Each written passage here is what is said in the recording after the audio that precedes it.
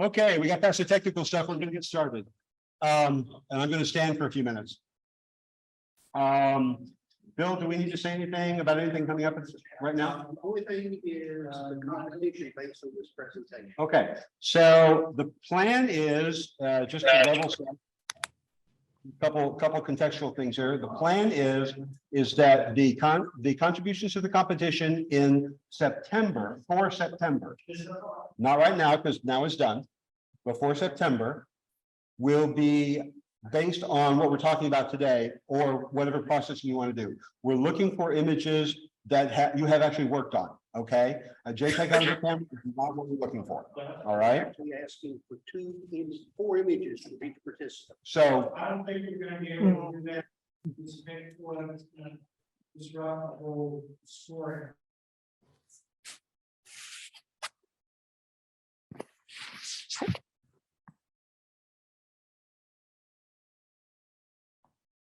but we haven't got a solution yet.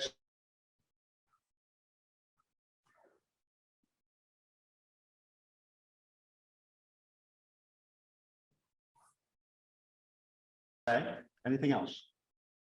Okay, so, yes, So, in order for you to even know that we did something to the image, we're gonna have to submit a photo. we might have to ask, I say we, the judges, might have to ask for the original. If you can't tell, I mean, by way of example, most of the time you look at my images, you can tell they're my images because I've worked on them, right? You can tell they've been done, all right? But there are other images where I see in the company at both the basic and the intermediate and sometimes advanced level that it's not clear they've been worked on. Okay, now maybe they have, I don't know. Maybe they came from the raw and got to a JPEG that the maker was happy with. I don't know. Okay, so in that case, we might have to ask for the original, get an idea of where it came from. Okay, doing it anonymously means somebody's going to have to be a mole. So that's one thing that we do it anonymously, right? Yes. Yeah, we do. So some of them have to be a mole to do that. So we're going to figure that out. Okay. That said, Ty had a question too. Question, I think that what you can do is you can submit it like normal, but the picture that you're submitting, the edited one, and then the other one can be uploaded to something like you were using to accept files. A drive folder. And that could be even one that is that people can drop stuff there, but they can't see it. And then afterwards you can name them in a way that someone could go to a place where they can look at all the unedited ones. And then you match them up because they know it's the same picture. Right. Right. It wouldn't go into the.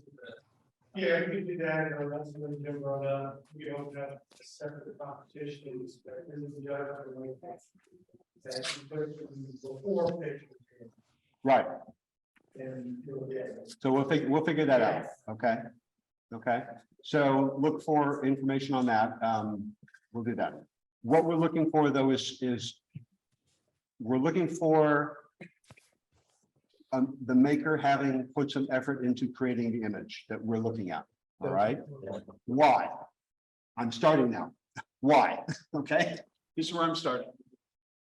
So I have been shooting for about 12 years, and I have gotten to the point where I very strongly feel that photography is personally expressive. Okay, I shoot because it's personally expressive.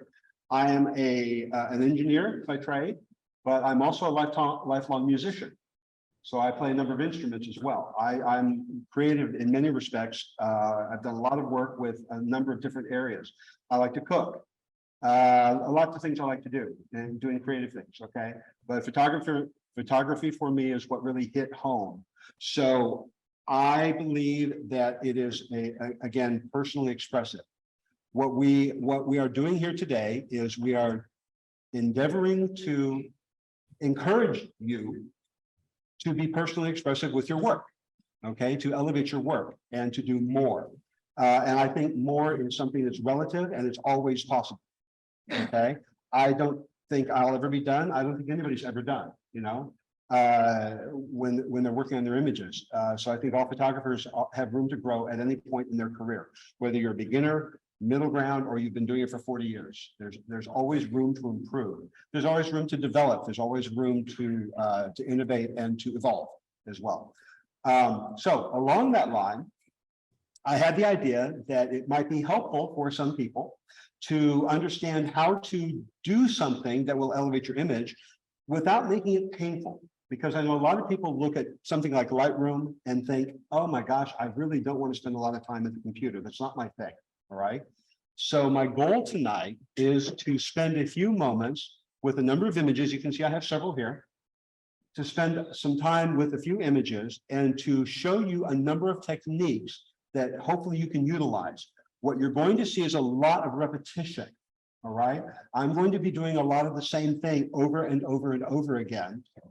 Hopefully you will get from that, oh, I can do things that are quick and easy, and I can do some copying and pasting, because we'll be doing that in here as well. Right. So again, the idea is to elevate. I have a variety of images. Not all of them are mine. All right. So some of these have been donated by some personnel. There are some that are mine. Okay. And the reason I wanted to get other work in front of you is because I'm going to do it. All right. When I shoot something, I already have an idea in my head. I'm visualizing where I'm going to go with it, probably, or at least what I could do. And I wanted to give you the idea that we can take anybody's image and work on it and see what we come up with, and maybe surprise the maker when we compare our version with their version. All right. So we're going to see what happens with a couple of those. I do have final versions of many of them that I will show you at the end, and we will compare and contrast as well. Okay.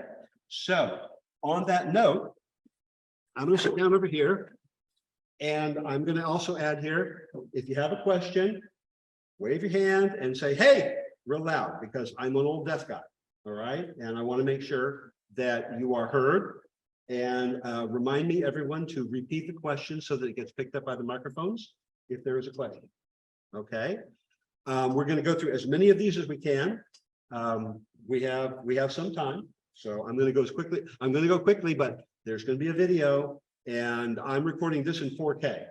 So you will be able to see. We'll get this up so you can see the whole thing in 4K and see it in detail. All right. Any questions before we get started? Awesome. Okay. So I'm going to minimize this guy because I don't need to see everybody. Boom. Awesome. Okay. So Lightroom. I'm going to start off talking about Lightroom. I work in Lightroom. However, Lightroom is not required.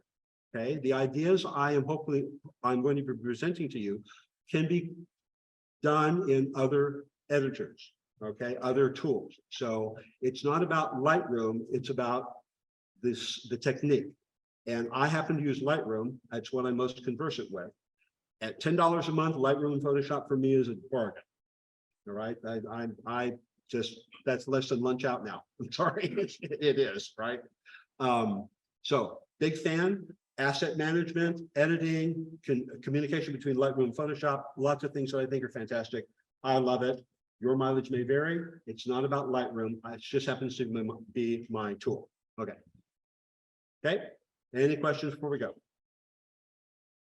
All right, onward. My first choice is this one. Now, this image was donated by somebody, and I really like this image. I've actually seen this image. I saw this image first time, probably, I think last year sometime. And I've always liked this image. But I felt like this is an image that could be elevated a little bit. I think there's some things that could be done to just make it pop a little bit more. It's nice. Things about this image I like are, for example, there's triangles everywhere. You look at this, there are triangles everywhere. All right. But I see more there. So first thing I'm going to do is say this is a JPEG. All right. I'm working from a JPEG here. This was a JPEG out of, I think, a phone. All right.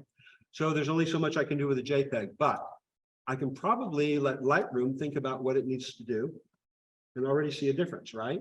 Richer colors, more contrast. I'm a contrast fan, I'll admit it. Okay. Things we can do. All right. Now, other things we can do is we can heal things that are in the way. All right. The Q in Lightroom, and we can see spots here. All right. Or we can turn that off and just see what we've got. Go away.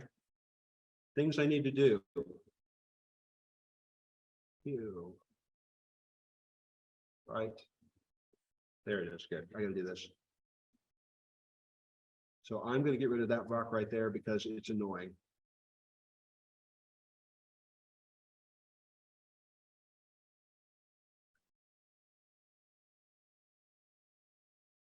Content aware fill should, let's see.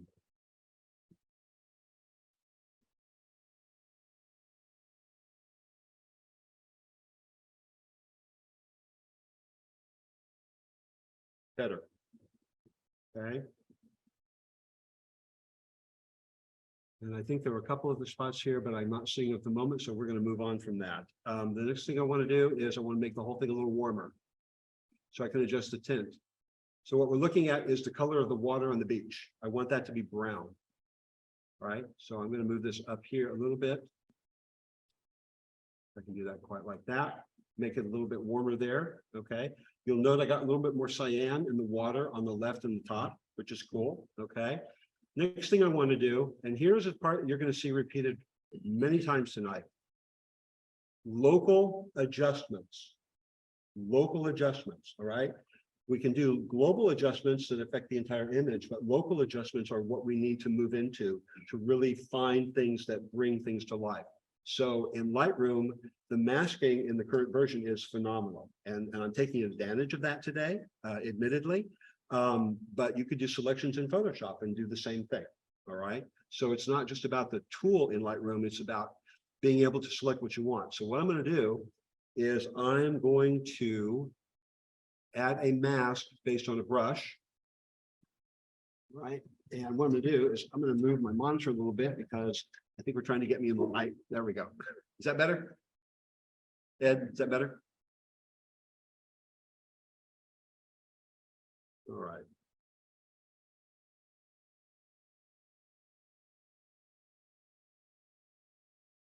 Okay. You can turn on the mask with the O key.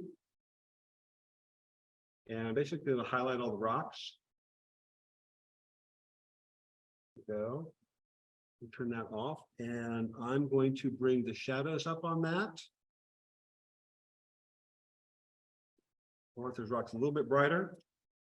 And I'm going to take the highlights down because I don't care for them to be quite like that, but I want more definition.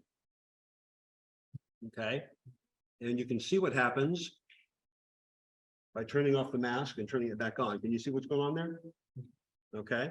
So subtle detail, but a detail nonetheless, a little bit more activity in the rocks. Okay. What I'm going to do now is I'm going to create a new mask. And this is one I particularly like based on color range. I want to choose black things, dark things. All right. So all those dark things, I wanted to get the shadows. I wanted to get the rocks as well. And what we're going to do is we are going to take the blacks down. Make those shadows deeper. Okay. We'll go a little bit like that. If I wanted to, I could increase the contrast there. A little bit more. And let's see, one more. I want to do something with the surf as well. I've got notes here to remind me of everything I did. Color range. I'm going to go ahead and pick up the white surf. Highlights here. And I'm going to, let's see. I can't do that. Stop that. There we go. Okay. And I'm going to adjust the texture on this.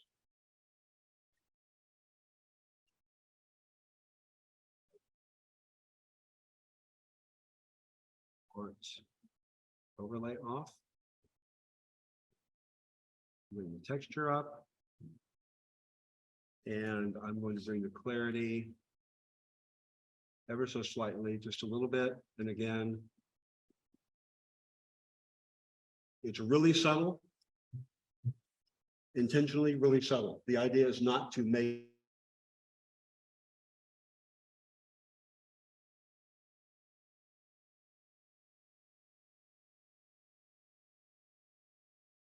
basically what I can do with the JPEG. I didn't want to get carried away here. It's not about me or what I think needs to be done. It's more about what do I see that I can do to bring the image to life.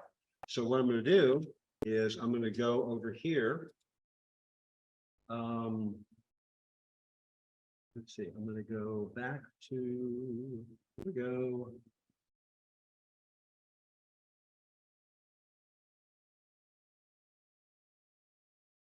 Come on, here we go.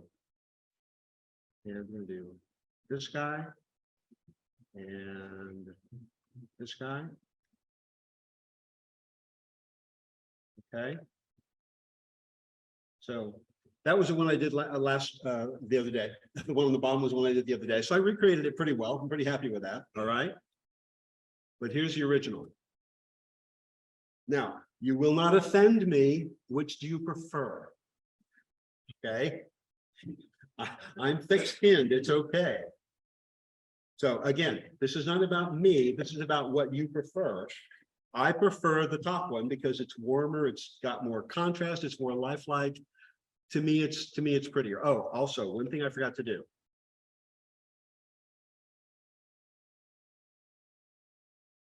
I'm going to crop out that bottom corner. Question from the audience, Gary.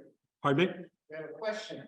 The audience is asking if you do the adjustments in a certain order, like you have tonight, you just play it like. I generally have a workflow that I go through, and masking tends to be last. That tends to be at the end, but I also find that sometimes after I'm done messing with masks and local adjustments, I'll go back and tweak the whole thing again because I've changed my mind on something, or it was like, okay, the relative effect is too much, so I might want to smooth things out or make it more, you know. But generally I do my global stuff first. I go down the list on the side, and then I will go do masking last. When I get to that point, if I go to Photoshop, that's when I will go to Photoshop. Photoshop is the last thing I do. Okay. Anything else? Okay. So that was the beach scene, and now we're going to go to a. Do you want to do the spider? No, I'm going to do the stucco building. This is. I say no. I'm going to do the spider next. No. I'm going to do the spider from memory. Actually, okay. So, actually, come on.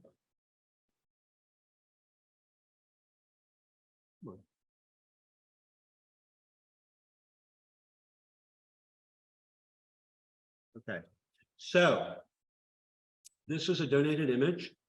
Somebody got a great shot of a spider. What's the spider hanging on? It's on a web. Presumably a web, It is right? on a web. But we can't see the web. Exactly. Everyone see the problem here? The first problem. So the question is, what can we do about that? So let's, but even before that, this thing is really annoying me. Right. Okay, It so, was a dirty window. pardon? It was a dirty window, I can tell you that. Yeah, so what I'm gonna do is I'm gonna see if I will be able to content fill this thing and get rid of it.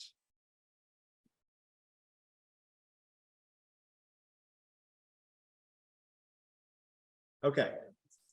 I'm okay with all the other spots. I'm not gonna try to remove those spots because for me, the spots help define the wall. We're gonna crop a little bit later, okay?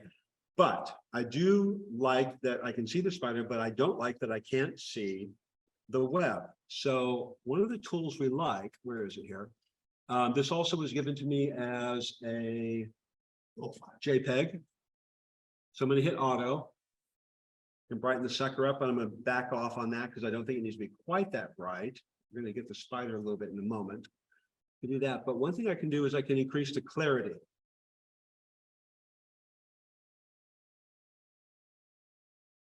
And in a moment, oh, I'm sorry, nope, that wasn't what I wanted. Dehaze. We can see the spider web now. Barely, Yeah. okay. It's there, right? It's definitely there, okay? The TV doesn't show, right? It's closer. The TV might not be quite as good as you want. You just see the Okay, outlines. I gotta go look now. Yeah, you can see some of the horizontal lines right here, and then you can see the curves a little bit, but there's some texture there. It's not just a blank wall. That's the idea. And if you're looking at it on a phone or a better monitor, you'd be able to see that. So, this is one of the things I think we want. If we had the raw file, we could get that spider web to pop out more, right? So that'd be a good thing, but we're working with what we have. So at least I've got some texture behind it rather than nothing, which I definitely think is an improvement. The other thing I want to do is I want to do something with the spider. I want to make him more lifelike. So I'm going to mask and select the subject. And again, the Lightroom masking is fantastic. Okay. I can check the masking, selected mask by hitting O and seeing a color. That's this guy right over here, this blue. Can you all see the blue okay on that, or should I choose something different? Yeah. Let's do something. How about magenta? Yeah. Is that helpful? Yeah. Okay, the mask is on. Okay.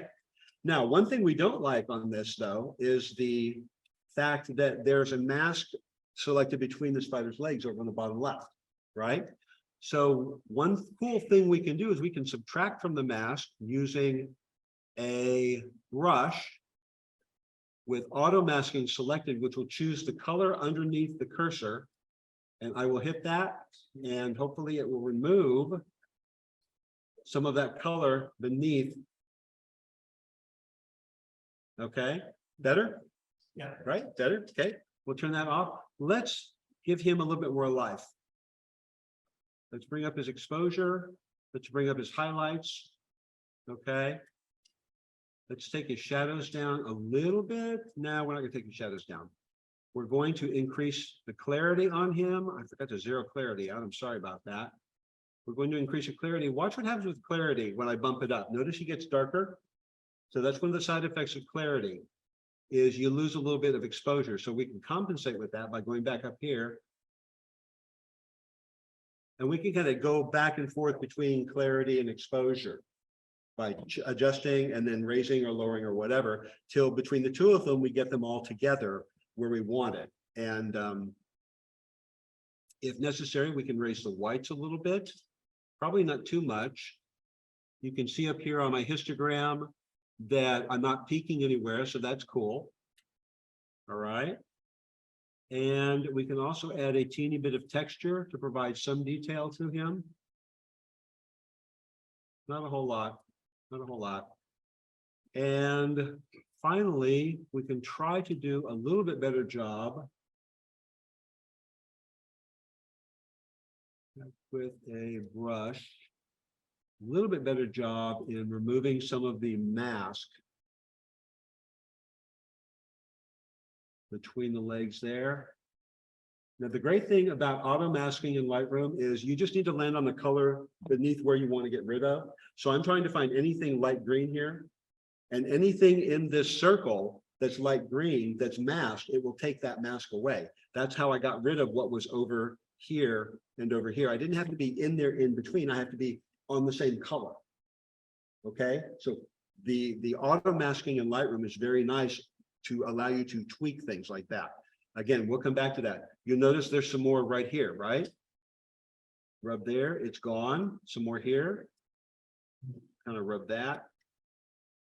Better mask, right? More precise.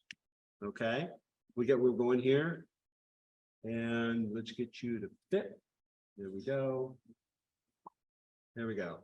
And I don't know, there was a whole lot more I wanted to do on this, but we will crop it. And I decided I didn't like the 2x3. I do like him hanging out over here. And again, if we had better detail on the spider web, you'd see more of the spider out there, but this is what I kind of came up with. And I'm going to go back and go to this guy. Where's my spider? Boom. Boom. Come on. Boom. Boom.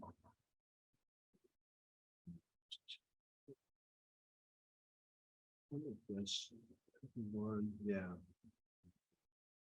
Oh, that's the original one. That's why. Sorry. Okay. So you can see I've got a little bit brighter background on this one. My original version. And again, I will go back and forth on things. Big tip here. do your edits, walk away. Walk away for a couple of days and leave them alone, because you might come back and look at it and go, what was I thinking?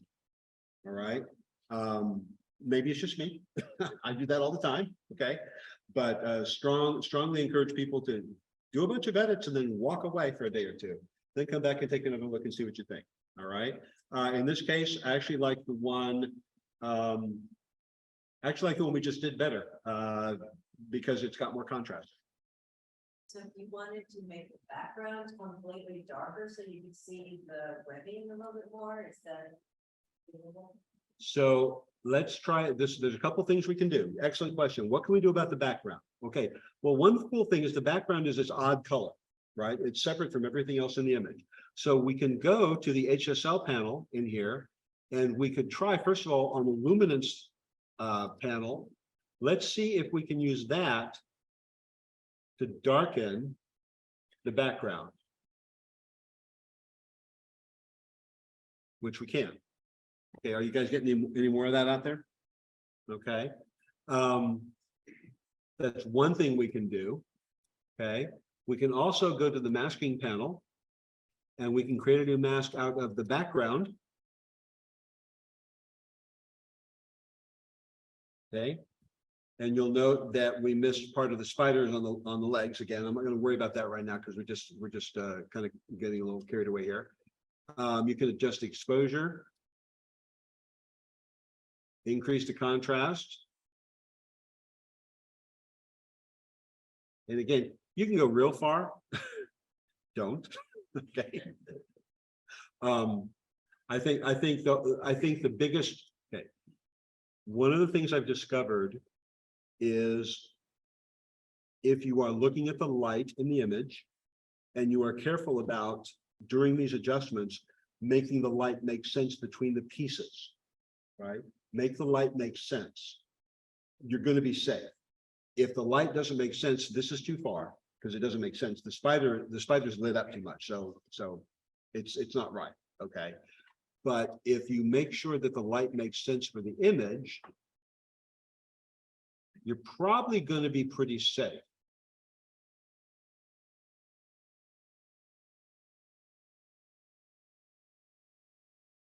Okay, I'm kind of happy with that. I don't know if it helped a whole lot. Let's see. Here's what we had. Here's what we have now. So, you know, probably only so much we can do with the JPEG. Okay. But yes. I find all the spots extremely distracting, and the color of the background is not very pleasant. Can you do a little sharpening on the spider too? It would be better if it was really crisp. That's an excellent question. So we already have the spider mask. That was convenient. So we can go in and let me find, we can increase the sharpness. I mean, a macro shot that's not really sharp is not happening for me. Yeah, I don't think I caught all of that. I said a macro shot that's not really sharp just doesn't really work for me.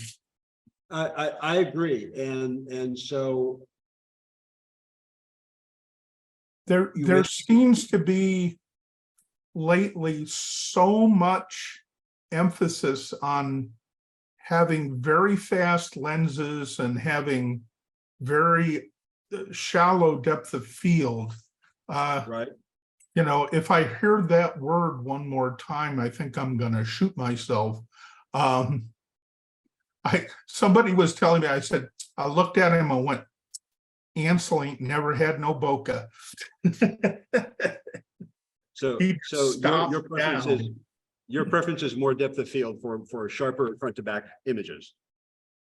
Yeah, no, you don't want distracting things in the background. That doesn't make any sense, but you know, you kind of got to do some of this stuff in the camera. Right. And you know, a lot of it is we work with what we have available to us, right? You know, sometimes shots of spiders, you don't get another do-over, or you don't get to take. Well, yeah. and things, so. But But you raised some good points about the spots on this one, the sharpness of the spider. Mhm. You know, texture and clarity will help the apparent sharpness of the spider. But where is that again? So we can bump up the clarity on the spider. since it's not raw, I haven't ever really worked on any, that's all I shoot is raw. Right. Unless I'm exporting it, obviously. Since it's just a JPEG, is it, you can't use the sharpening and things like that? You can, to a degree. There's only so much it's going to be able to do because you don't yeah. have the information. It might even look sort of neat, black and white. Coming back on night blue and tunes, you missed an opportunity to duplicate the curve on the mask. When we were going to select the background, you could have taken the mask that you worked on with the spider, Right. duplicated it. in I'm going to do that later Sorry. because I actually wasn't going to do the background in this one, but now that we're here we are. But I was also going to say you can mess with the tint on the background. And we can change the color if we want to, you know. I'm not sure if any of these are better, you know, but we could make it a little bit more bland, right? So I don't know. Again, it's not about me telling you what to do. It's about you learning to do things that fit your aesthetic, fit your vision. So, but that's about all I wanted to do with this. I think I'm going to move on now, if that's okay. Okay, cool. So back over here, back to this guy. Okay, I'm actually just going to work my way across my row here and do this one now because I've got my notes here. Cool. So hopefully people remember this one. This was seen in last month's competition, and I love it. You know, but it's not about whether I love it, okay? But it did seem to me that it has promise that wasn't fulfilled. So I've got permission to mess with this a little bit. So what I want to do with this, again, JPEG, right? Yes, again, it's a JPEG. And what we're going to do is go to develop mode, and I'm going to hit auto again and just let Lightroom tell me what it wants to do. Kind of brighten up the background a little bit more. I love the detail on the raindrops and on the flower. I don't know what the flower is. I want to say it's a moonflower, but I'm not sure that's it. What I'm going to do is, so we've got some nice exposure here. I'm going to bump it up a little bit more because what I care about right now is the white of the flower. I want the flower to be bright enough in the image. That's what I care about at the moment. I'll fix everything else in a moment, but I need that flower to be where I want it to be. All right. I can mess with the highlights. I think I actually don't have to. Shadows. Most of this is, yeah, auto took care of most of it. And what I'm going to do is in Lightroom show you one other thing, one new thing. How many have messed with the calibration panel? Okay, not many. All right. Warning, you need a powerful computer to do this. Okay, if you want any kind of real-time response, it was really rough on computing performance, okay, which is why I have my baby here, which is a high-end Ryzen system. No, AMD, yay. So what I'm going to do is I'm going to mess with this, and I'm going to move the blue, and you can see the colors changing, right, as I do this. On a modest system, that will go much more slowly. So I'm just warning you. Don't be afraid to do it, just be patient, okay? So if we take the blue, I'm going to move the blue to this spot over here. This is the shade of blue we're messing with, okay? So I can go from cyan to an indigo, and I just want it more blue. I want the green to be more green as opposed to yellow, so I'm going to push it to a little bit to the right as well, okay? And I will turn this off. Really subtle difference, but a difference nonetheless, okay? Once we've done that, oh, we're going to go mask something. Yay. Seeing a theme here, right? Masking and local adjustments. All right. I'm going to mask the subject, pick up the flower. Okay, making sure it's selected, all right. And again, I want the whites on that flower up, so I'm gonna bring the highlights up a little bit. I did the temperature, I'm gonna make the temperature a little bit warmer. A little bit warmer, not much. I'm gonna take the tint over because if you look carefully, there's some purple on the edge of this thing, and I love that. I think that's great. I want to bring that out more. So I'm going to bring the tint over to the right a little bit. Just a smidgen. I can go real far. Nobody wants that. Right? Okay, a little bit more. Let's see. Now, as I said, one of the things that really draws me in on this image is the raindrops or the droplets on the flower. I can get detail in the droplets by adding texture. And let me show you 100. Okay. Lots of texture, but I can get a little bit more just by pushing the slider over just a little bit. All right. I don't want to overwhelm the viewer. I want the viewer to be engaged. Right. And by adding contrast and detail, we are getting the viewer to look where we want them to look. Okay. I'm also going to go a little bit further with that, my original, and I'm going to add a little bit more clarity, a little bit of mid-range contrast. And then I'm going to disable this for a moment so you can see the difference. That's without the changes. That's with. For me, brighter, more lively. Okay. Now, one thing we can do, let's see, I'm going to do this. Okay. As Bill pointed out, I want to mess with the background now. The easiest way to mess with the background here is to duplicate and invert the mask. And the whole background, everything else is selected. I don't have to do any work. Yay. Okay. Okay, turn the overlay off. And what I'm going to do is I'm going to bring the exposure down.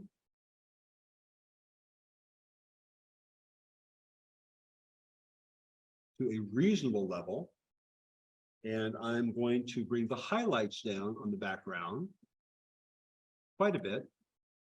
Again, I'll turn this off and back on. Okay. Again, light. I want the flower to be forward. I don't want it to look odd. Whether I've achieved that is up to you. Okay. I would probably come back to this after a couple of days and go, I'm happy or I'm not happy. I don't know. Okay. One final thing I want to do here is go there. Grab this guy. I'm going to grab one more mask with a brush, and I'm going to paint the stamens because I want to do something to them. Okay, and see how bad that is. Color. Nope. Don't worry about it too much. I'm going to increase the temperature of the stamens so the yellow comes out. Is that coming through okay over there? Okay. So I did about 14, yeah. And I'm going to up the saturation quite a bit. Okay, I'm sloppy with the mask here. I'd probably be a little bit more careful if I were doing this for real, but I'm trying to get the point across. Without a lot of detail.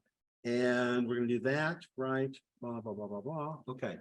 And now I'm going to go back to, okay. So as we asked about my workflow, I did the masking. Now I'm going to go back. Can I get more purple out of this? I love the purple. I want more purple. So I'm going to go to the HSL panel. Notice there's not a lot of purple in the rest of the image. Okay, there's a little bit in the stems over here, but mostly it's all at the edge of the flower. So can I increase the saturation? Right, so they did. Yes. Can I increase the saturation of the purple within reason or way overboard? You be the judge. Okay. But can I get more purple there? And let's see. And I can also lower the luminosity to make it richer. Something like that. So again, before, after, not a big difference, but a difference nonetheless. And finally, for me, no, 8x10. For me, 8x10. And I think I did it about like this. I'm looking for the edges of the image. I'm looking for the placement of the flower. Okay. I'm going to take that. I like that. Mask one more time. One more time. I'm going to use a radial mask.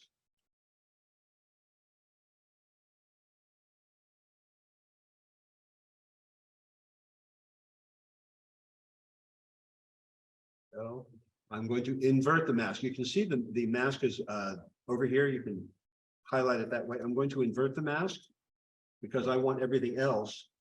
And what I'm going to do is I'm going to use this to lower the exposure outside the flower a little bit more, because vignetting is not big enough. Vignetting is really just in the corners, and I don't really want to do much with a vignette.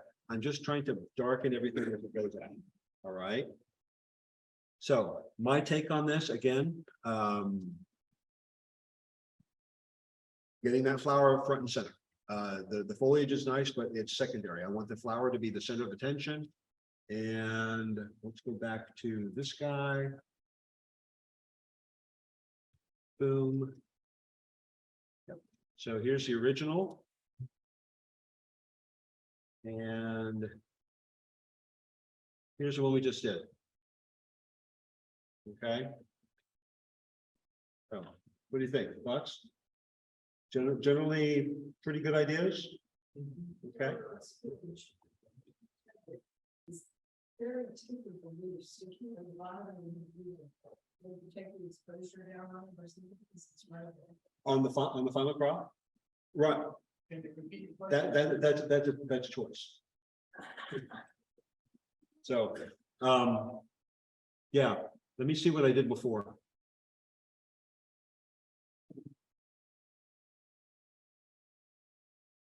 Okay. I don't think all of us heard the question. Pardon? Not all of us heard the question. Okay. None of all of us heard the question. Okay. Well, I don't think I heard. I may not have heard the question either. Have them one more time.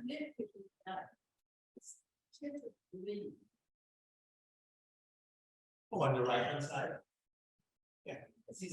Yeah. Come on. Watch your step though. Come on up. Yeah. Right here.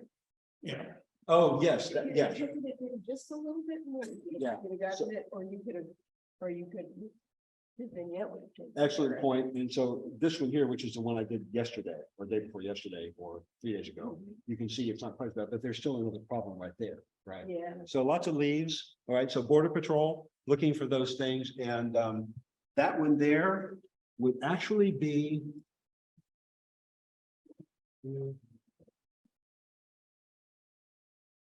Let's see if Lightroom can really help us out here.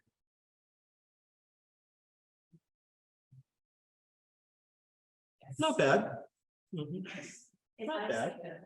I would take care of all the holes in the roof. And that's a choice also, you know, is how much of the holes bother you? Me, I would rather make them less obvious and less attention grabbing, but you have a good point, right? And it's not like there's so many, because I 1, 2, 3, 4, 5, 10 or 12. So it's not like it's horrible, right? It's a manageable number. You know, Just had some critiques where there was a space that just grabbed everybody else's attention that I had never seen, so I've become more conscientious about that kind of detail. yeah, absolutely. It's like the spider with the spots, right? Yeah. You know, part of me was like, let's get rid of all of them.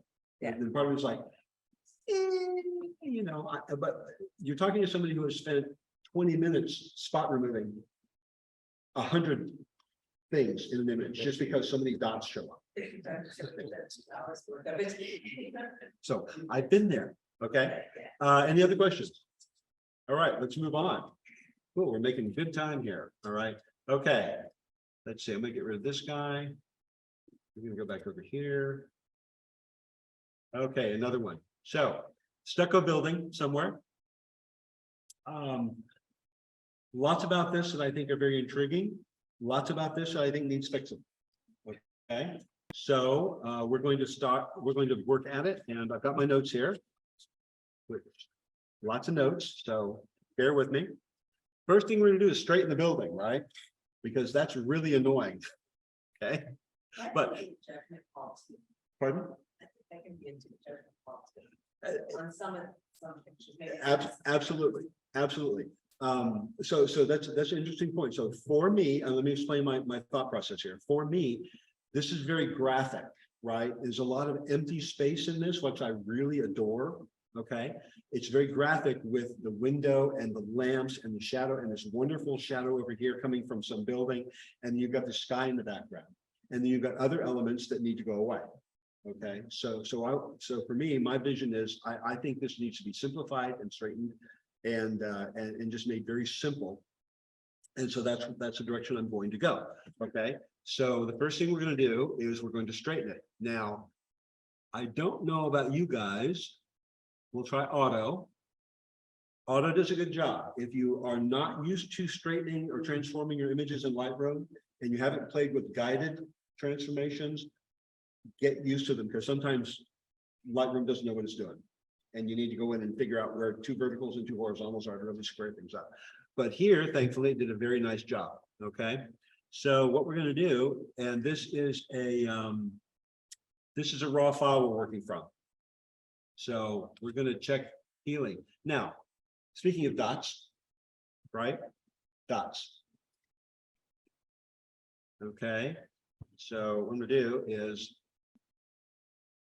yes, I'm holding down my square brace. Okay. Nope, do this. Okay, gonna go away. What I'm going to do is I'm going to wander around here.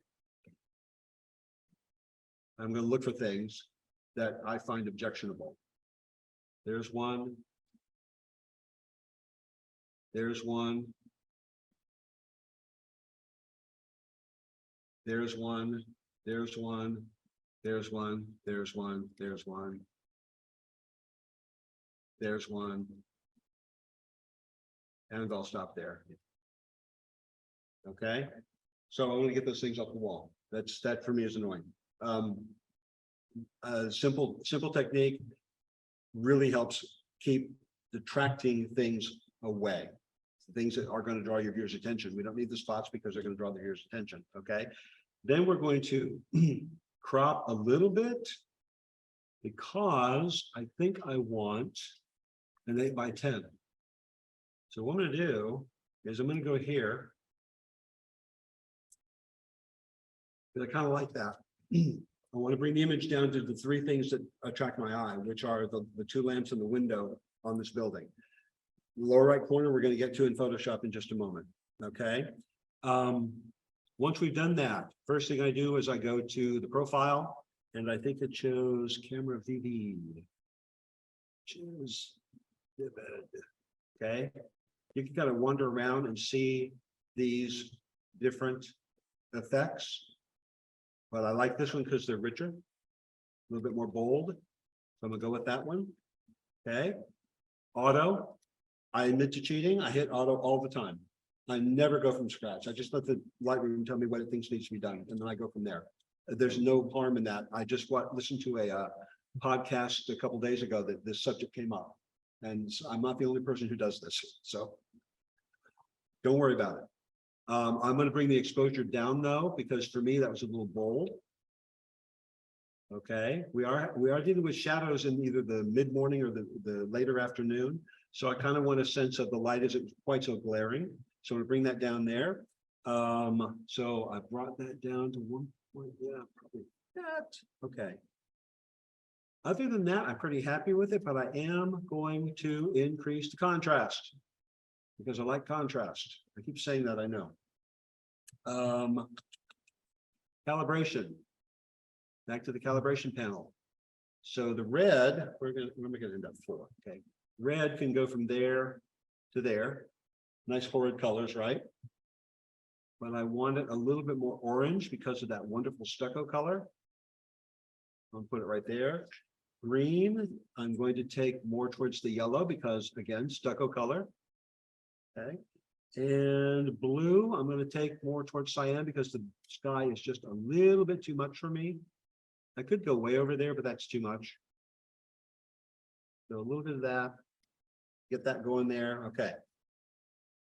That's it, other things, let's see.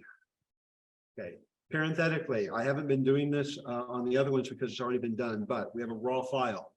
Sharpening. Alt, I'm on Windows, by the way, I'm sorry. Alt, left mouse button on this masking, and choose what you want the edge sharpening to hit. Not that.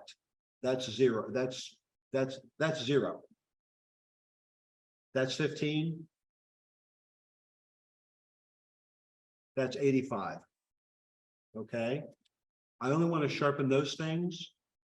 And 80, 90, 100, pump it up. You're only sharpening what's been selected in that mask. Okay. So I'm just sharpening edges. Okay. That's a local selection there. Lens corrections are turned on. That's great. I don't have to worry about that. Transform we already did. Okay. We're going to go to the masking. I'm going to choose the sky. And let's see, contrast, 9 highlights. I'm going to up the sky, the highlights. Let's see. More of the clouds and whites a little bit. But what I really want to do is I want to go down here to clarity.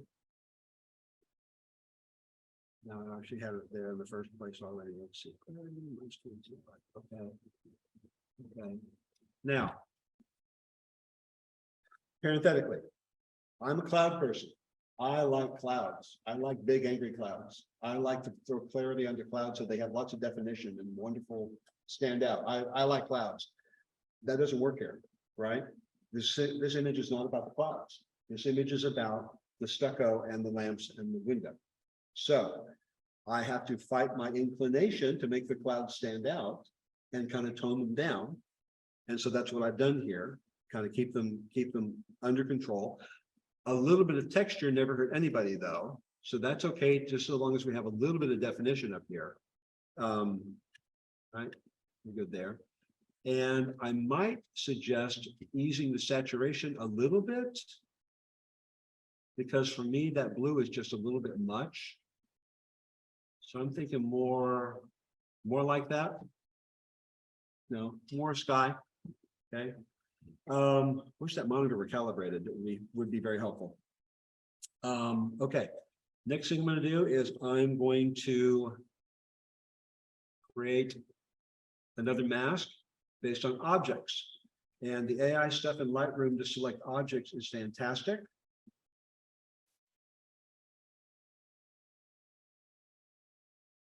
Okay. I'm going to add another object, which is this guy. I'm going to treat them both the same way. Right, got that. And I'm going to remove using a brush, which is a color aware.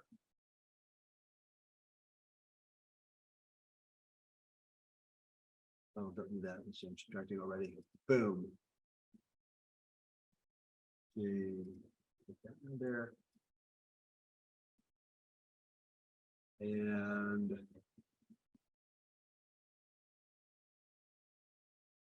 see that going away? Okay, so again, we're removing with a brush the interior of the lamp, so we just get the lamp itself. Okay, and what we're going to do is we're going to increase the texture on these guys. As soon as I find it.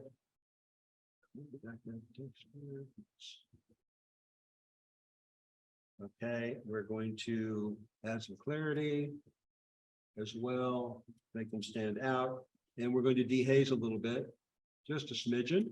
Okay, let's see what that looks like. Okay, a little bit brighter, a little bit more detail.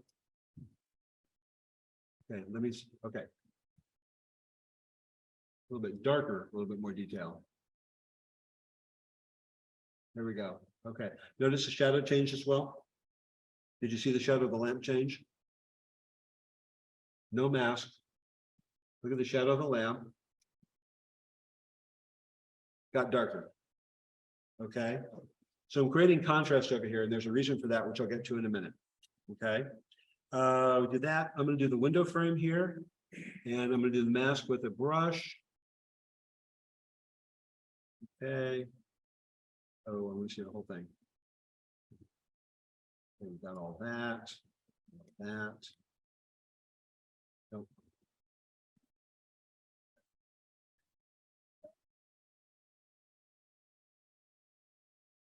That. A brush.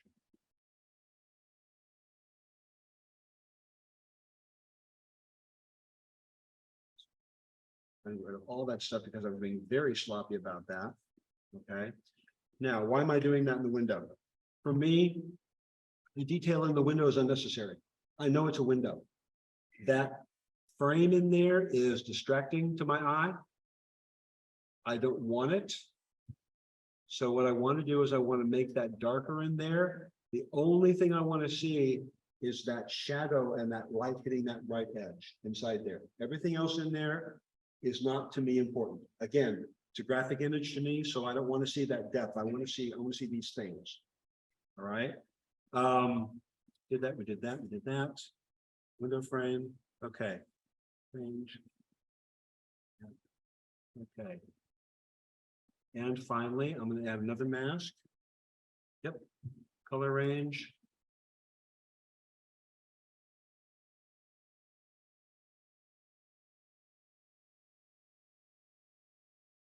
Okay, and this was choosing the stucco because what I'm going to do is I'm going to lower the highlights a little bit more. I'm going to actually quite a bit more.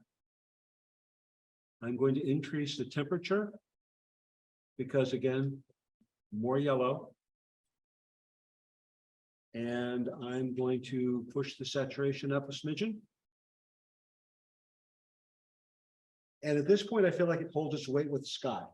The depth of color in the stucco and the depth of color in the sky are in parity for my eye.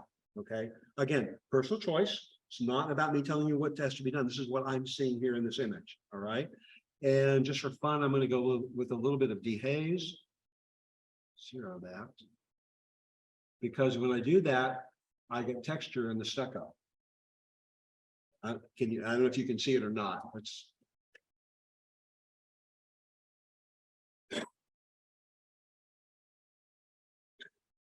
so I turn dehaze off. I'm going to bring the dehaze back. Okay. Let the computer catch up to me. That's no dehaze. That's about 12. Okay. So I like bringing up that. I like bringing that up so that I can see that texture. Get over there. Good. Boom. So not so many spots, but more texture here. Okay. Finally, we're going to go into Photoshop. Because there's some things that I need to do here that I can't do in Lightroom, like get rid of this corner thing. I've tried. Content aware fill will not get rid of it properly. It keeps putting a lamp in there. Okay. I also don't like this shadow over in this corner. Okay. Now I could get rid of that here, but I don't want to bother with it. If I'm going to go into Photoshop anyways, I'll just do it. And I just see another spot, by the way.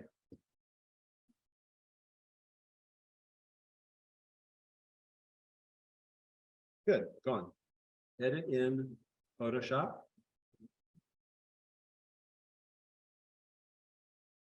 Okay, and again, I was talking about where is Photoshop? There it is. Okay. Come on. Maybe asking too much of my computer right now. There we go. Okay. One of the things that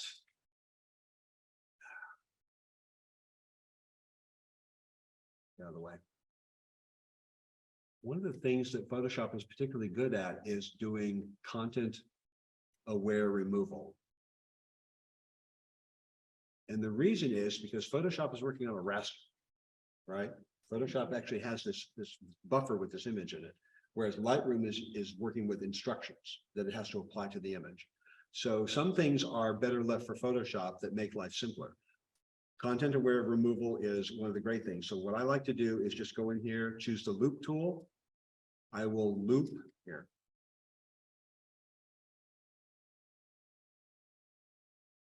We do that again. Loop tool with the L. I create a loop around this thing.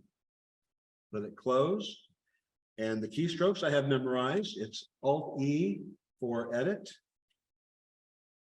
L for content aware fill. Basic stuff, nothing fancy. Okay. And it's gone. Is that the new? No, this is the old one. Yeah, I haven't started using the new one yet, so no, this is the old, it's this. I've been doing this for 5 years now. New tool brings you later. Well, I generally don't like putting, I generally don't like putting bearded lizards where they don't belong, kind of thing, so. The other thing we can do here is a little bit of cloning. So the S tool will allow us to clone, and I can take this and rub that out. So that's gone, right? And I'm gonna do a little bit of patrol here along the edge of the stucco. I'm pretty happy with that. Okay. Right, Control W to save and get out, and back over to Lightroom. I just wanted you to add a cloud. Pardon me? I said, I just wanted you to add a cloud. Oh, I no, want a cloud at the Yeah. top. nah, no, okay. So, so again, 8x10 crop. So why did I choose this? So let me talk a little bit about why I chose this. So for me, the highest contrast thing is this lamp up here on this on the wall. That's the highest contrast. That's the brightest thing and almost the darkest thing in that shadow. So my eye goes up to this lamp first. Then I go down to the shadow line, another high contrast area, and that line leads me right to the window. I'm looking at that window going, okay, that's cool. I see that's a window. Oh, look, there's another lamp over there. Then I've got this nice area, this blue and this contrast along the along the stucco that brings me back to this lamp. So I've got a circle going on here. And that was what drew me into this. And once I realized I figured it out, that was what I wanted to emphasize in my editing. So that's why I got rid of the left half, because I thought there was not much there that was important. Get that thing on the bottom corner out, that's got to be gone, and then getting to the meat of the matter, which for me is this particular image here. This is what I saw. Your mileage may vary, it's what I saw. Okay. Any questions? We're doing okay, we're not going to get through all of them, but we're going to keep trying. Okay, so okay, I'll take a poll. What do we like? The hummingbird? Or should we do another flower? No opinions. Hummingbird. The hummingbird. Okay, good enough. We're gonna do the hummingbird, develop. Okay. Problems with this image. Way too dark, right? Okay, that's okay. That's not a horrible thing. Let me see if I can find my notes there real quick. So we got to take care of the brightness of the image.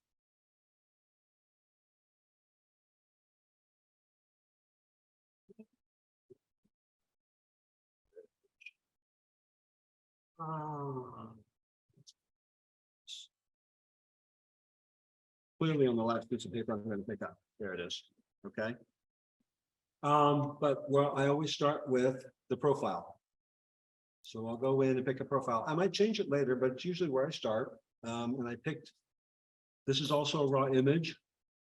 Vivid. Pinks, greens, and those grays and blues and the hummingbird, I think are important here. So that seemed to pop out in this. This one here is a little too orange for me. I kind of like the purple red approach. Again, preference, not right or wrong, it's just a preference. Okay. Once we're done with that, the next thing we do is we're going to hit auto. And it gives us a nice dark image, which we're going to compensate for by manually raising the exposure. And when did I get to 1.5 stops? Quite a bit, pretty much in that range there. All right. Let's see, and then move through the contrast up a little bit because I want a little bit more. Well, pretty good. Calibration, I went through and managed to get, let's see, I've got 416 minus 3. 416 minus 3. There we go. Just go ahead and type the numbers in. And then I did my edge masking. Again, repetition, edge masking. Alt on the masking.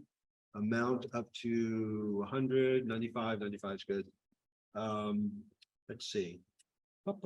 Let's see, and the lens profile is not turned on. Let's turn that on. Corrections, barrel distortion, things like that need to be done.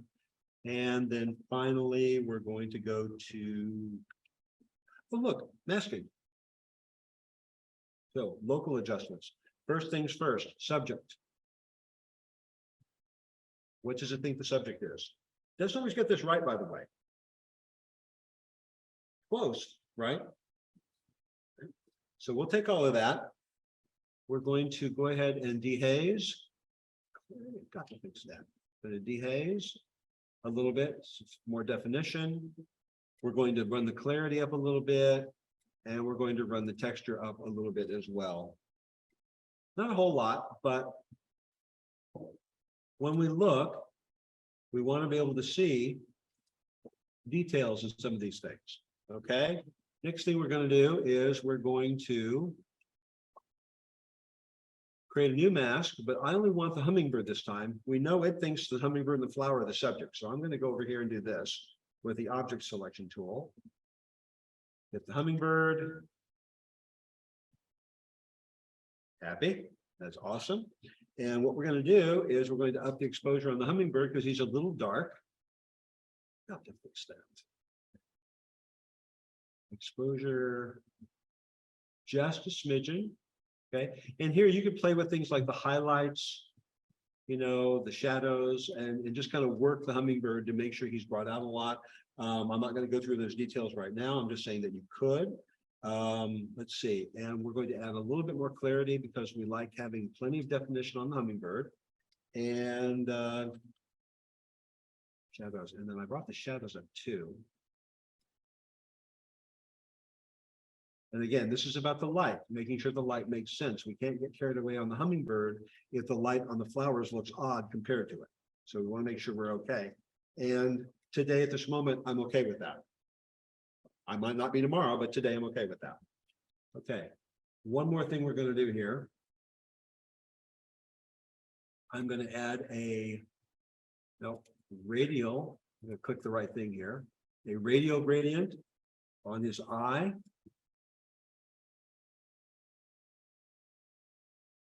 And where is my, there it is. Okay. So exposure, I'm going to raise the exposure quite a bit.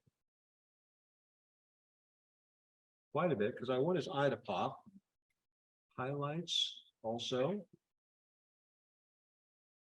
which are hard to see. This is all very, very subtle, by the way.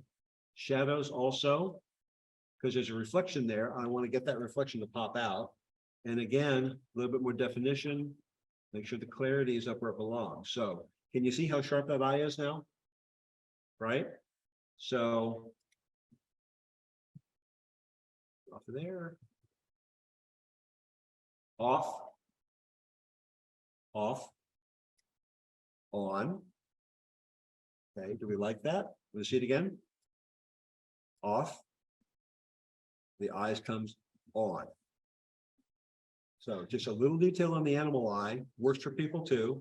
Give a little more pop to the eye because that's what we are going to be drawn to when we're looking at stuff. Okay. Final thing. Right. Yep. Final thing I'm going to do right now. Yes, I gotta do that too. No, it's not quite the final thing. I want to create one new mask object. This guy here. Nope. See if I can do it more carefully this time. I want this one flower.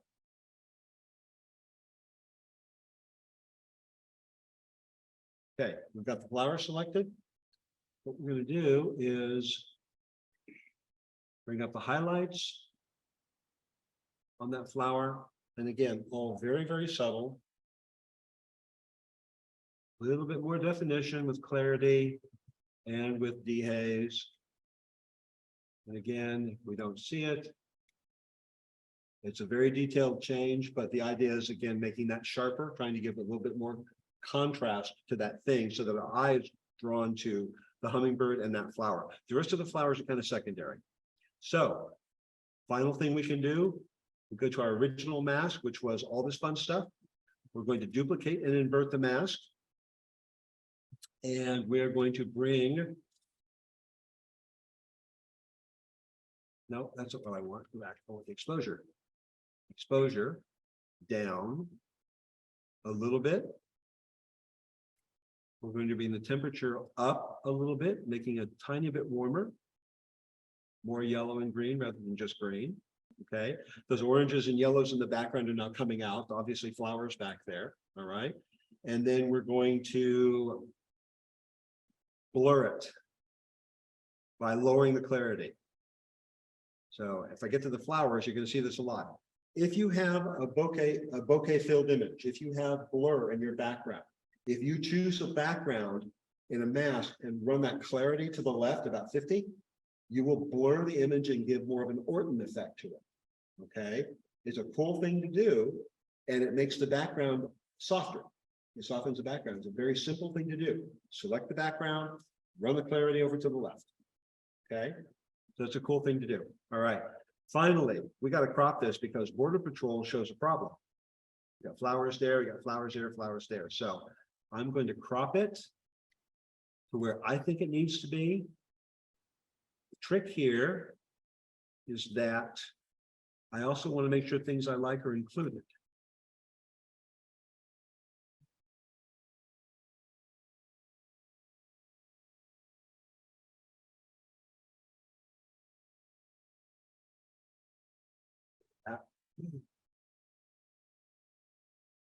There we go. So I like the diagonals of the grass blades or whatever the twigs here going on. You know, a couple things in the background are blurry, but mostly the hummingbird and that one flower are here as a subject in the middle. You know, we could vignette that if we want to a little bit, just to darken the edge, you know, -5, -6, just a tiny bit. So, you know, let's go compare.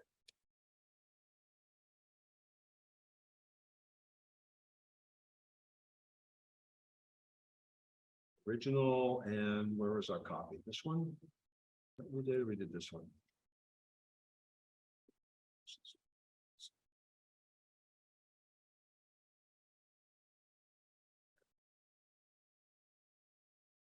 That was the one we just did. Let's see, look at that. It's not that. Keep recording. We're not done. There we go. Sorry about that. Okay. So that was one effort. So that was one effort on the bottom that I did a couple days ago. This is tonight's, I think, or I may have them backwards. Let's see which one we did. That is copy 2. Yeah, this is tonight's. So that was what I did a couple days ago. So obviously my tastes change from day to day. It depends on what my mood is, right? So obviously I got more yellow in there with the green, you know, I got a little farther on the exposure. I did this in about half the time that I did the other day, maybe a third. I probably spent a lot more time on the hummingbird just to see what could be done. Because my first go at it was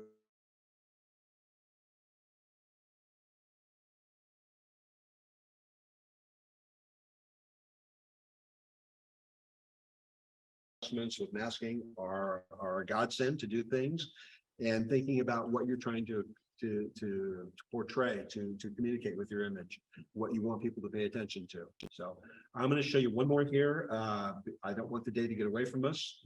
We're going to go do this one here. Delete. Okay, so this is a shot. This is one of mine. This is a shot of a burial mound in Ireland that we were at in June. You can see some of my friends are down there on the left. Okay, so we got a number of things we have to fix in this. I took a couple of runs at this and ended up going with black and white. Okay, so we're gonna do some black and white, and I'm gonna show you a technique with the clarity that you can use on your images, specifically in black and white, but also applies to color, that I think you'll find very helpful. And I'll explain why. Okay, so let's go through this. So first thing I'm going to do is go to Adobe Monochrome, right? And auto. Okay, we have an image. Let me check the detail. I'm going to go ahead and do that because, you know, we're going to do it anyways. And the lens corrections are not turned on. We're going to do that. Okay, normally when I import, I have a preset set up so that all these things are applied to my images, and I don't have to think about it, but the way we're doing this, not so much. So I don't need to transform anything. It's basically, it's a level shot. So if I go look at the not the tone curve, but the basic settings, it's actually okay. You know, it's all right. What I'm not happy with is the mood of this image. Not happy with necessarily with the mood. It's like, it's okay. First of all, let's get rid of my friends.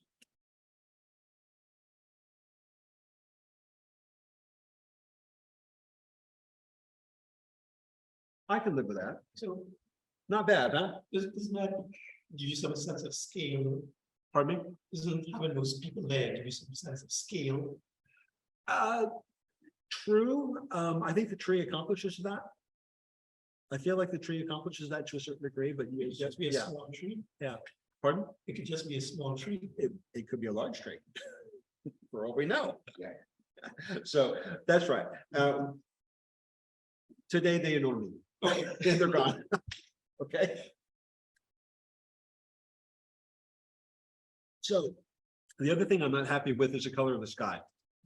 Being black and white, Lightroom makes things very easy to manipulate. So what I want to do is I want to change the color of the sky. And I want to make it darker. Okay. Now, given the color that it is, you see aqua moved a little bit, so I can move some of the aqua, but I can only go so far. You'll note that there is a gradient in the sky. We're going to address that in a little bit, try to even that out. But what I want to do is I get the sky darker because I want the cloud to pop. Oh, look, a cloud. Okay. So we'll start here. I could also take the greens down if I wanted the hill darker. Right, I can do that, and I can take the yellows down.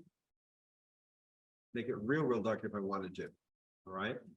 Lots of choices here on how you translate the tones of color, the colors into tones in black and white.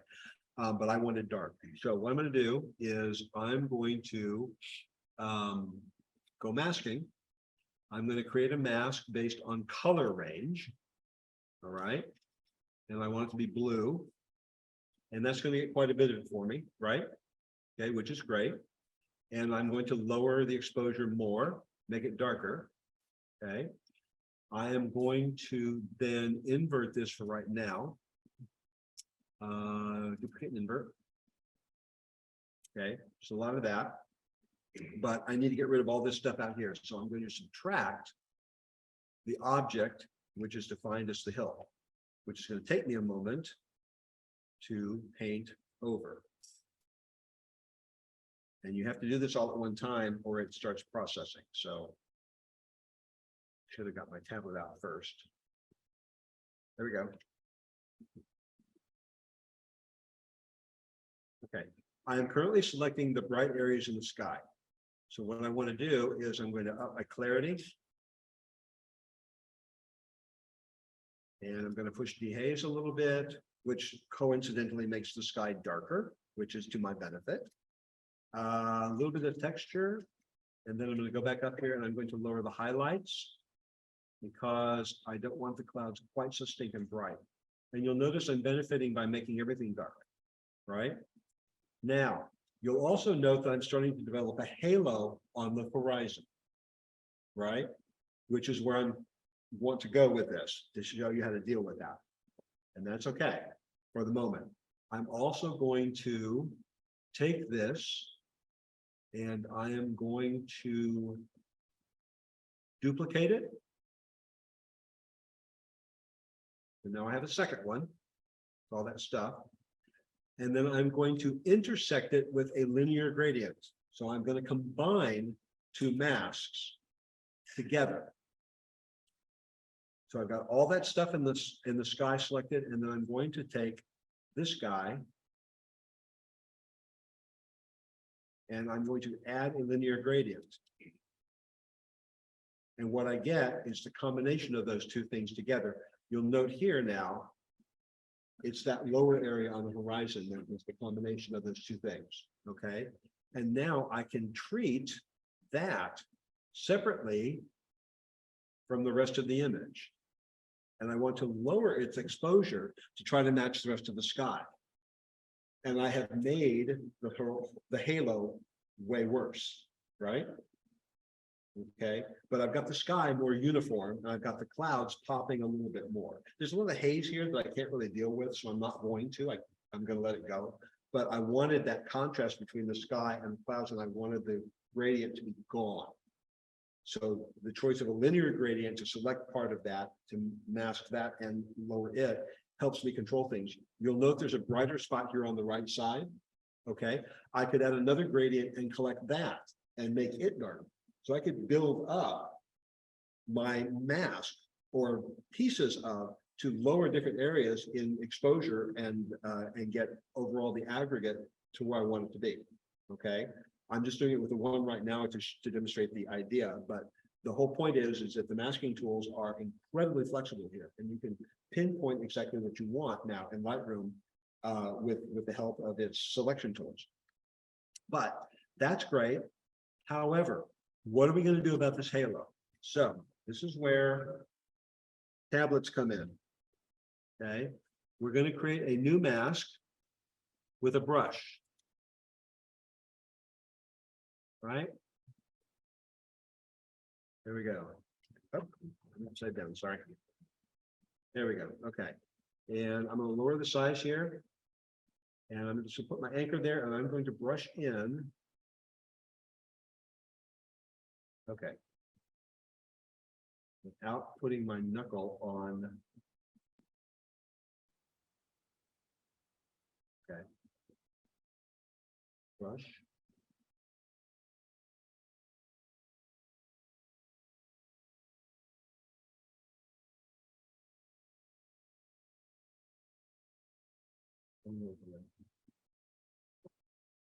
Okay.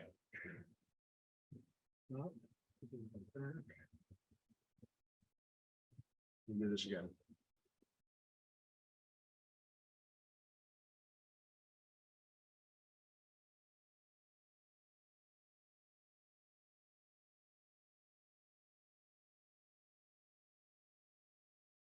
There we go. Okay. So I'm basically just going to paint in. Okay, and that's without auto masking. I don't want it to mask there. I just want to paint brush strokes here along the horizon, over the tree, whole tree. Paint this in, and you'll note that this is a whole lot easier with a stylus than it is with a mouse.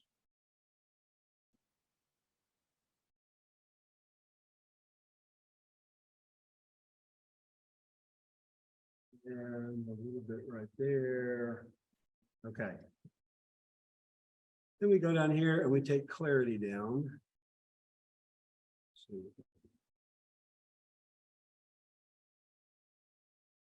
no.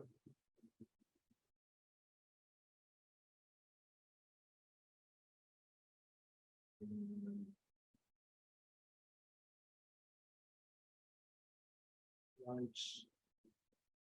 And I have a better version. Okay.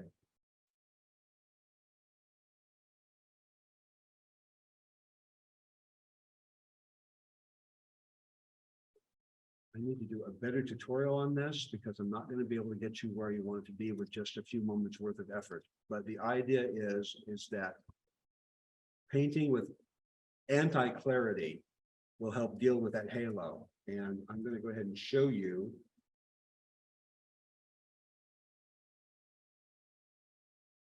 what is possible.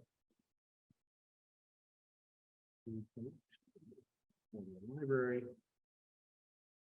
Show you where we got on this. Come on.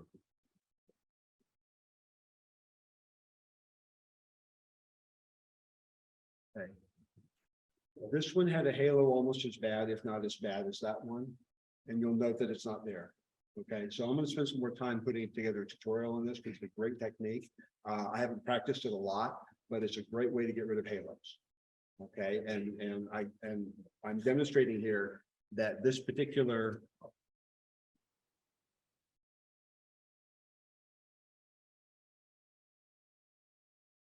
SketchUp.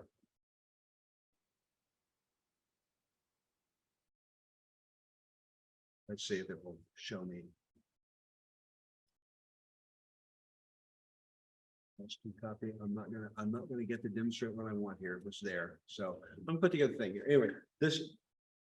Again, in terms of time we have available, I can't really go through it in detail. I apologize. I was hoping to get a more effective demonstration, but it is a great technique. Okay. I do want to do a demo on this because it was, you know, I learned from somebody. It's like, oh, that's great. I want to share that with everybody. Because halos are very annoying. Okay. But that was the main point here. This was my final image from the other day after messing with it. Again, haze in the sky, you know, not the greatest thing in the world, but I like the stark white cloud. The other thing I did was I added a bit of a brushed mask through here and brought up the highlights on that pathway to make the pathway stop. So more of a dodging and burning kind of thing. Because I felt like that was a way for the viewer to lead into the tree. And then we got this cloud here. So I've got this thing going on. Whether the people for scale are necessary is a choice that you can make on your own. Okay. I'm not a big fan of people in landscapes. That's my thing. But that was kind of where I went with that. So, okay. All right. It is 8:45 and we probably need to call it quits. You want time for one quick flower? Yes, to one quick flower? One quick flower. Okay, we're gonna take this guy here and I'll just do it from right here. Okay, you get out of the way. All right. So again, where's my mouse? There's my mouse. Okay. Okay. So I think I chose a couple points here. Have fun.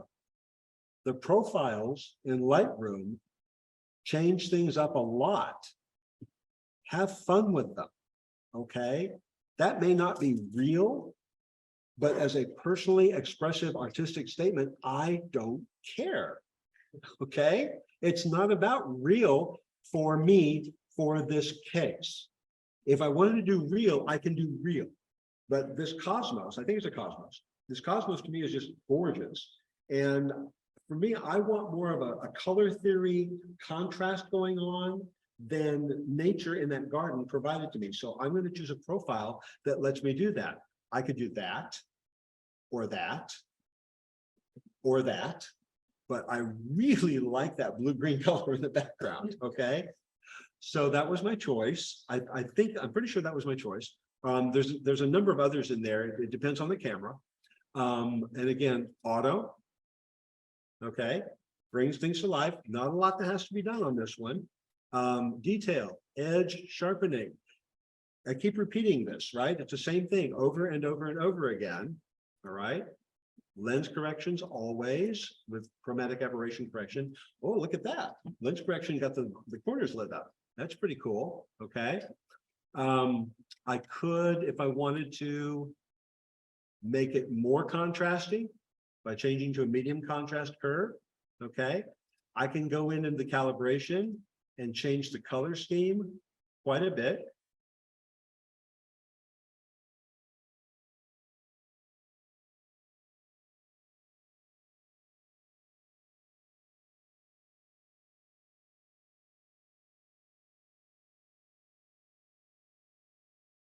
As well, and gets more magenta in that leaf. So I'm going to go with that. Okay. And then, oh, boom, mask. Subject. Okay. Right, there's our subject selected. Again, I'm going to start with clarity. Okay, I'm going to go with a little bit of dehaze, get a little bit more drama in the leaves, a little bit more texture for detail. Okay. Right, I'm not going to remove the pollen spots, even though they annoy me. Come on, go back, go back, go back, go back. Okay. You'll note the background got more green from the teal we started with. I'm going to fix that in just a moment. Okay. I'm going to take this mask and I'm going to invert and duplicate and invert so that my background is selected. I'm going to mess with the temperature of the background and make it more blue until I'm happy with it. I can add some tint to it, changing the shade of blue that's back there. And finally, I can run the clarity slider over to the left and make it even more, gossamer. 8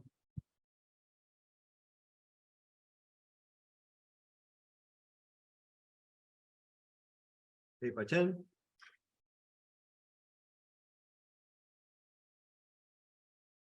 Put that right there. Boom. A little bit of a vignette. Okay. And that's what I would do.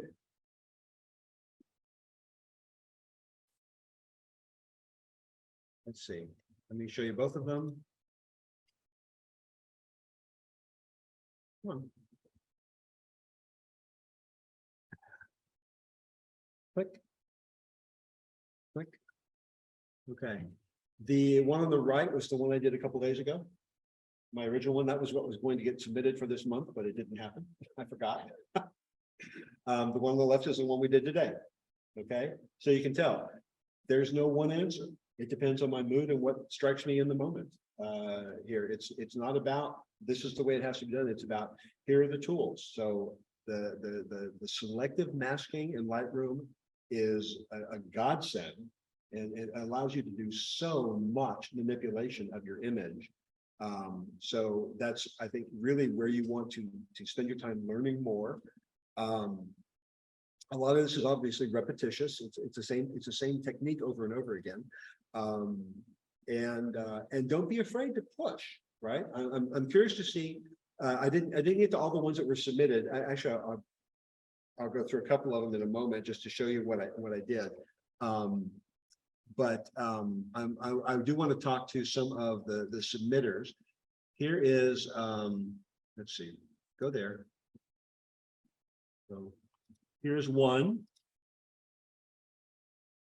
Go away, there we go. So the one on the right was the original image. The one on the left is the one I did.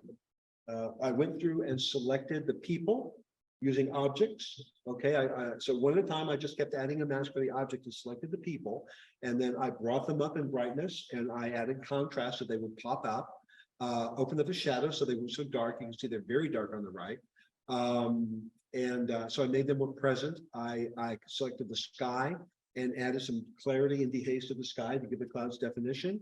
You can tell I healed the stripe in this road on the bottom, right? It's gone. I added a little bit of a linear gradient on the road to darken it as you went down. It's very subtle, you can hardly tell, but it's there. And overall just brought the whole thing up and maybe a little bit less warm in the sky, more warm with the people. Okay, so that was where I went with that one.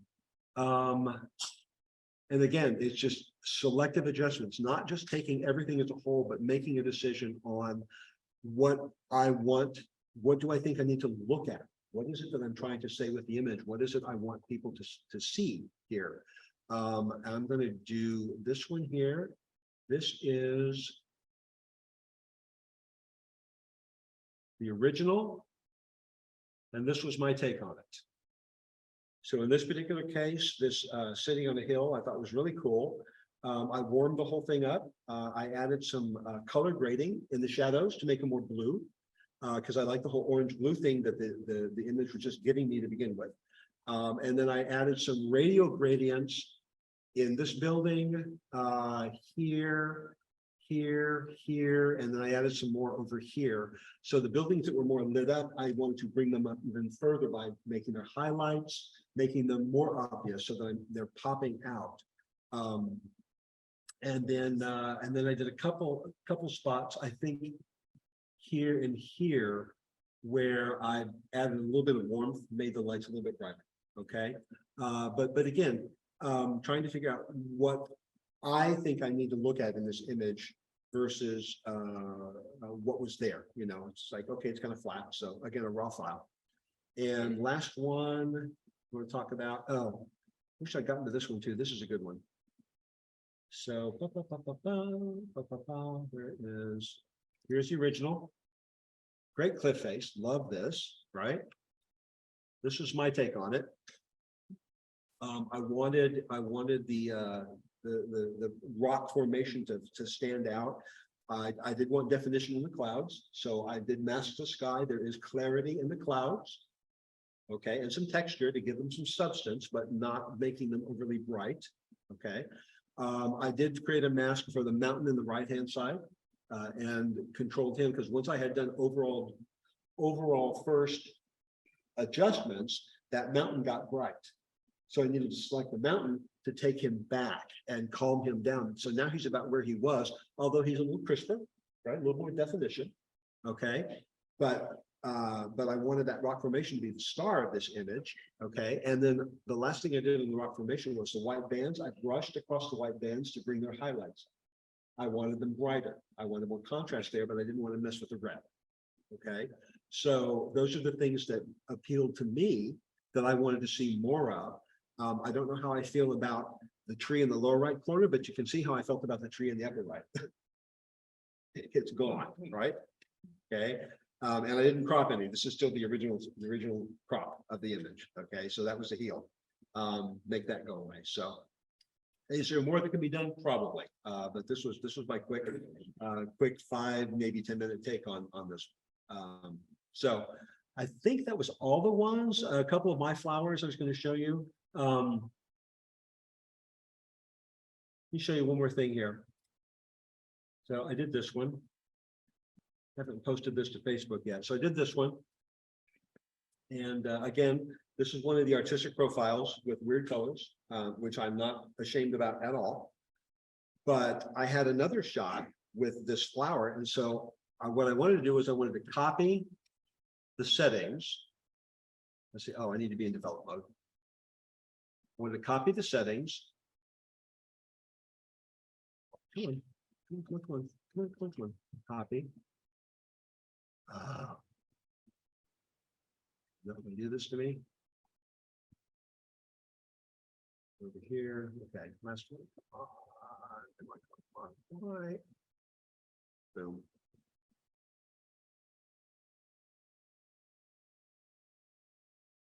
Okay. It is not being cooperative. Okay. I don't know why Lightroom is not being cooperative. You can copy the settings, and in this particular case, with this flower on the bottom, copy the settings, including the masks, and go apply them to this one at the top. And it goes and finds the subject and the inverted mask and does the same thing to it that I already did here. I didn't have to do anything to this image to get this result. I just copied the settings. It's specific. That's specific to what Lightroom can do. So if you're in Lightroom, if you use Lightroom, that's one of the advantages is copying and pasting settings in their entirety, now including all the smart masks, which find out the subject for you, even though it's not in the same place. It's still the same subject. Okay, so it does the work for you. And then when you're done, you go, okay, now do I need to tweak anything? And the only thing I tweaked here is actually the color of the flower because I wanted it more pink like the original, because it's the same kind of flower. And the light had obviously changed a little bit. Okay. But yeah, big thing, learning to use the tools that you have available to you to accomplish your vision is what it's about. And so I am happy to answer any questions offline. Okay, email me. I'm happy to help you. Okay, if you have questions or you want me to explain something more, I'm more than willing to give you my time. It's great. I love it. You can tell I get a kick out of this tool. I love using it, and I'm a big fan. So, yeah, they can have my $10 a month. I'm good. So, any questions? Kind of, boom, I know, that's here. Okay. Well, thanks for your time and attention. I hope it's been helpful. All right. Thank you. Yes, I want to ask questions pursuant to the competition. okay, So you've got a lot of skill and I love it, but, and you've got Lightroom, not all of us have all of those skills nor those applications. So, you know, if I take a photo that I just want to apply an artistic filter to, Mhm. will that meet the criteria? if so, How much do we need to do in order to meet the competition okay, requirements? let me take this. This is the original photo. Yeah. Okay, so if I took this, it's an excellent question. How much is needed? Okay. Something is the answer to that. So Okay, so if I a little take, bit of something. right, so if I take this, let me change the profile on it real quick, and I'll go back to my fun one. Change the profile. Obviously, I've changed it already. That in and of itself, this for me is expressive. I like this. Done. Okay, but if I want to go a tiny bit further, I can hit auto. Okay, done. One more step. Clarity. Let's Ortonize the whole thing. Okay. Okay, 20 seconds, clearly manipulated, clearly. Now, is it expressive? Yes. Is it good? I have the beholder, right? I'm not saying it's good, but I'm saying it's expressive, right? So it's the marrying of those two that you have to accomplish. That's the hard part, right? Is learning the skills and understanding your vision. And we're not talking about vision, we're talking about skills today, okay? To get what you want to do, to say in your work. That's what I want to encourage people to do. But it takes effort, it takes thoughtfulness, it takes time. Okay. And practice. How did I get to Carnegie Hall? And being okay with changing what you started, Pardon? being okay with changing what you started with. And being okay with changing stuff. There are no rules. There are no rules. Okay. I tell people all the time, I ran into I know we're at the end of the meeting. I'm a 2-minute story here, less than 2-minute story here. So I ran into I went to Powell's Books in Portland when we were there 3 years ago. Have you ever been to Powell's Books?